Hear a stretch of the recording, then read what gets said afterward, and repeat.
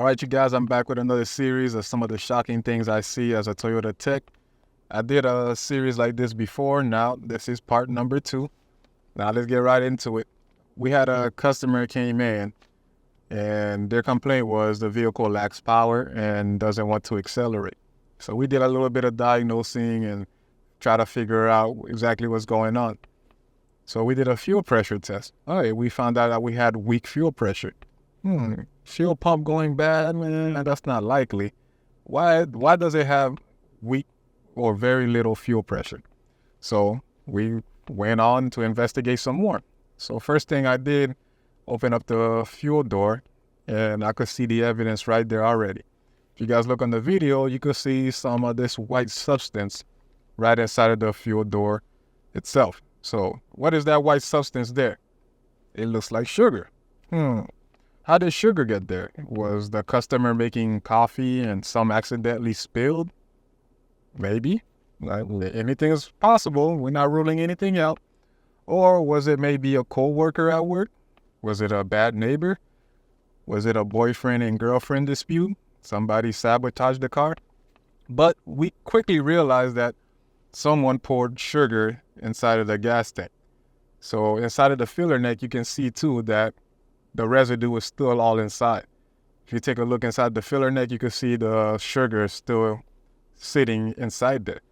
So what happened is they probably opened up that filler neck or the fuel door, poured some sugar down inside of the gas tank, and then what happens? When you go try to start the car, the fuel pump will start picking up fuel, and eventually the sugar will settle down at the bottom of the tank. And over time, what will happen is, as the fuel pump's trying to suck up fuel from the tank, that sugar makes its way in contact with the filter inside of the fuel pump. Now, can sugar inside of your gas tank damage the engine? Probably not. The reason I say that is because it won't have a chance to make it inside your engine. So what happens is that filter at the bottom of the fuel pump will most likely stop any sugar from making its way down the fuel lines and into your injector. So the chances of it clogging your injectors are slim to none.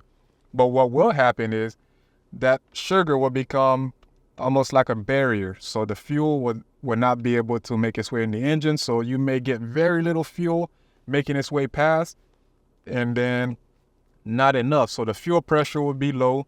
So now when it's time for you to request power, that power output won't be there.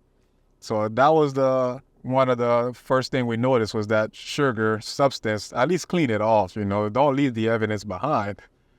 But we knew right away that, hey, this is an easy fix. Somebody's tried to sabotage this car, whether it was a coworker, a bad neighbor, or girlfriend and boyfriend dispute, whatever the case might be. But that brings me on to another story, guys. Don't be that person, man. Whatever feud is going on, it doesn't need to get to that point. It's not worth it. Because when you're trying to sabotage somebody's car, it could become a civil matter or a criminal matter.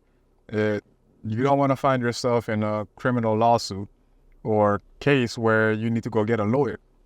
Because if the person was trying to make a turn under an intersection or a yellow light, and all of a sudden the power request is not there, they can get into an accident. They thought they could make that yellow light, or they thought they could turn into that incoming traffic because they know their vehicle and they know how much gas to give it for them to reach point A and to reach point B. But now when they step on the gas, they thought their car is going to accelerate, and now it don't, because of the lack of fuel pressure. You could find yourself in a criminal lawsuit. Why? Because you sabotaged their car. That's not what's supposed to happen. And you can see all the sugar setting at the bottom of the fuel tank. Now, the problem is with the gas tank, they're not flat inside. Inside of a gas tank is not flat. So if it was, the fuel would slosh around while you're driving, making turns. There's actually different pockets and it's actually sectioned out inside of the gas tank. So the fuel is not sloshing around as you drive. But when the fuel tank when you pour sugar inside the fuel tank, it's not something you can easily flush out by sending power to the fuel pump and hope all the sugar comes out. It's something you're going to have to drop the tank, remove the fuel pump itself, get inside there and try to clean out as much of the sugar as possible. Now who's gonna pay for that? Now you got the fuel pump coated with the sugar. The filter itself is all clogged up, and you gotta have to really clean the tank. And it's hard to find a way to clean all inside of the tank, trying to get all the surface, all of the little sections that's inside of the tank, because like I said, it's sectioned off and it's hard. It's who's gonna pay for that? Why should the customer have to pay for that? You didn't do it. Maybe it was the neighbor or the co-worker. But all in all, guys, you don't want to be that person. Whatever the argument may have been, it's not worth it to try to risk getting locked up for. Actually, there was a case a few years ago where the customer or somebody was having a domestic violence issue, and he got charged for attempted murder. Why did he get charged for attempted murder? Well, he was caught on camera going under his girlfriend's vehicle and cutting the brake lines. And of course, if you cut the brake lines, you have no brake pedal. When you go step on it, it will just go straight to the floor, and then the car won't stop. So he was caught on camera cutting it, and I thought it was going to be a slap on the wrist. Hey, you're going to have to pay for this. But when I heard it on the news that this guy was charged with attempted murder or something like that, because technically you can kill somebody if you purposely cut their brake lines. I mean, that's pretty much what you're intending to happen, for them to severely get hurt. So it's shocking. I mean, imagine trying to get back at your girlfriend or boyfriend, whatever, and you're doing something silly like that, what you really wanted to do is hope they came out of pocket, with a bill, and they had to pay for a repair that they didn't anticipate for. But really now you find yourself in a situation where you have to go get a lawyer, and now you're locked up. So you don't want to be in that situation, guys. So it's not worth it. Like this customer right here, somebody had to put sugar in their gas tank. I'm sure it wasn't the customer, and I'm sure it wasn't while they were making coffee. Some made its way in there. So like I said, don't be that guy, guys. Whatever dispute or argument you may find yourself in, whether it's out in public or at work, it's not worth it to get into it with anybody. Keep the peace and just turn around and walk away. Whatever it is, it's not worth it. You live to see another day. All right, now, so that was that Corolla. Let's get into shocking thing number 2. Customer came in with a fairly new RAV4. I believe it was maybe a 22 or a 23. And their complaint was, I'm getting nothing out of my washer nozzles when I hit the washer switch.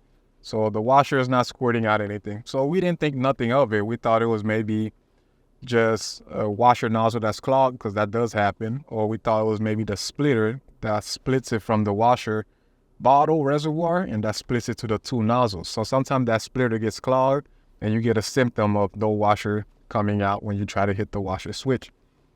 But upon further investigation, the first thing we usually do is take the wheel housing liner off on the passenger side wheel. That's where the reservoir is located. And what do we see? Right there, a dead rat. Now, there's nothing unusual about a dead rat, but as a mechanic, when you're diagnosing vehicles, you're thinking it's just gonna be maybe an electrical issue, or you're not expecting to pull a wheel housing liner and then to find a dead rat inside. So that was pretty shocking to us. And not only did he chew up the washer hose that leads to the nozzles, he chewed up some wires. So the customer didn't realize that the fog light wires are chewed up. The wires for the washer pump, they're chewed up. And they're thinking hey, my only concern is my washer is not spraying out. Now they have to get their insurance involved. So you have a fairly new car, because warranty is not going to cover it. That's rodent damage, and that's one thing that manufacturer warranty would not cover. So they have to get their insurance company involved to try to figure out how they're going to resolve this issue. And it's unfortunate because the rat is just looking for a warm place to kind of nest. So when you come in with your vehicle, it's nice and warm. And if it's cold outside, that's the first place they love going and resting and making a home, is inside of your vehicle. And they don't care what they chew. They don't care what they damage. As long as they're comfy, they don't care about your feelings. And to me, anytime I get a case like that or a car that comes in, it's shocking to me, because I'm not a pest control guy. I'm not expecting to see a dead animal. So I'm more of hey, bring out the voltmeter, test light, let's do some diagnosing on the car. But when I see any kind of a dead animal, any way, shape, or form, it's shocking. I'm not expecting to see that.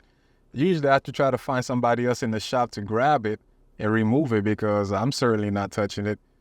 And I don't care what kind of gloves I have on, I'm not touching that animal. And last but not least, shocking thing number 3, I had a RAV4 Prime. Maybe it was I think a 2021, 2022. Fairly new RAV4 Prime, and that vehicle belonged to a utility company. So the first time the RAV4 came in, it had a complaint that the check engine light was on. And, pulled the car in, scanned it, and it had a lean code. That lean code indicated maybe a weak fuel pump or an excess amount of air mixture getting in that's unmetered. So anyway, we know the first thing I like to do is get a fuel sample. So upon getting that fuel sample, I realized the fuel was a little discolored. So, I went inside. I'm like, hey, what's going on? So come to find out, after removing the tank, the utility company, one of their employees, had put DEF fluid, diesel exhaust fluid, inside of the gas tank. Why would they put diesel exhaust fluid inside of a gas tank in a RAV4 Prime out of all vehicles? An electric hybrid vehicle, they put diesel exhaust fluid in the gas tank.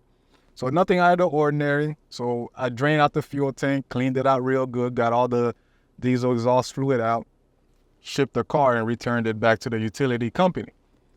So tell me why a week later the same vehicle came back on a tow truck this time. So I'm like, hey, Junior, I think you have a comeback. That's the same car you just worked on. Came back with a check engine light. This time it had low oil pressure light coming on. I'm like, hey, okay, pulled the car back in. First thing I did was got a fuel sample. Hey, the fuel looked clean. There's no more diesel exhaust fluid in the fuel. Why am I getting a low oil pressure light coming on? So did some more further diagnosing, and then come to find out, now he didn't put the diesel exhaust fluid inside the gas tank. What he did was open up the oil cap and pour the diesel exhaust fluid inside of where you would normally fill it up with oil, inside of the oil fill cap. So now diesel exhaust fluid is all inside of the engine. And as you can see in the video, that's the rebuild that I'm doing. It was a fairly new RAV4 Prime, crazy expensive, by the way. They're very expensive. And they didn't want to use engine. Warranty's not going to pay for it because somebody at the utility company put the diesel exhaust fluid in there. So it was crazy expensive. What I really wanted to do was put a used engine in there, but the utility company like, no, it's still under warranty. Let's rebuild it. It's a company. It's not like a customer paying for it. So the utility company have the money to do it. So I had to order a short block, cylinder head, everything you could think of inside of the engine was damaged. And I'm pretty sure that employee got fired, or maybe he got fired from the previous repair for putting inside the gas tank. And on his way out, that's what I believe, he added some diesel exhaust fluid in the engine. He was like, yeah, y'all gonna get rid of me? Okay, I got something for you. Here's some diesel exhaust fluid inside of the motor. That's the only way, because it was running fine, and now inside of that engine is all sludged up. Everything you can think of, timing chain, valves, piston rings, everything, the cylinder walls, everything is coated. And that diesel exhaust fluid, once it's mixed with that oil, it became like a muddy substance, like almost like dirt and mud. It was all inside of the engine. There was like nothing inside of the engine I could reuse. So for me, I really wanted to put a used engine, like I said, but they wanted to rebuild, so I had to get everything new. Short blocks, cylinder heads, gears, everything you could think of inside of that engine. I had to rebuild it and put it back together piece by piece. It would have been much easier for me to get a used one, put it in, get it out, but that's not what they wanted. So as a tech, you see some crazy thing, guys, and some things are just like because of stupidity. Some things are caused by rodent damage. Some things are just because you have a bad neighbor, as you can see. So that's all I got for you guys today. I hope you find this video informative in any way. And if you did, don't forget to hit the like and subscribe button. As always, thanks for watching.